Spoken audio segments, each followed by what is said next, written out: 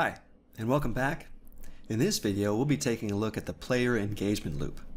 Now, one of the many loops that you'll encounter when working in game development is the player engagement loop, or player loop, which is simply the process a player goes through when approaching a challenge, which, as we know, is a fundamental part of game design.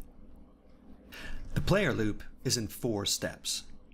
The first step is the observe step. This is when the player uses their senses to collect information, upon which they can then make their decisions. So it's important as a level designer to make sure that you're showing all the relevant information to the player so that they can make good decisions.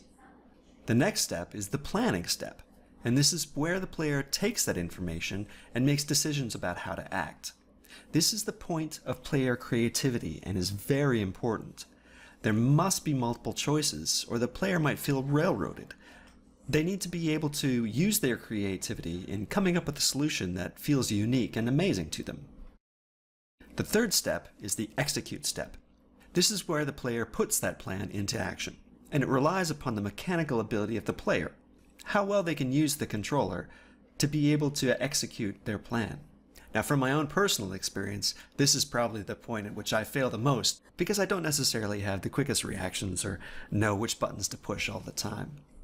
The fourth step is the react step. After completing or failing in their plan, the player then takes a moment to assess.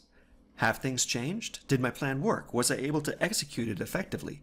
What might I need to do differently if I need to do it again? This is very different from observing, which is passive. Reacting is the active synthesis of information, plan, and execution all together and to figure out what has happened and what you can do better. It provides a context to start the loop again. Did I not observe something correctly?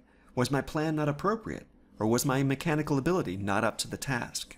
Now, each one of these steps might only take a few milliseconds to complete, but they're each important, and different types of games emphasize different steps.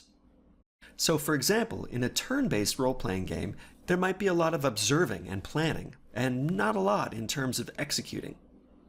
In a Guitar Hero style game, there might be a lot of observing and executing, but not necessarily a lot of planning and reacting, and so on. We'll be taking a look at how to visualize and document these steps a little bit later, but for now, as we go forward with our level design, consider how you might give different weights to these steps, how you might emphasize one in one aspect or in one stage of your level, and then switch it around and change it up as you progress.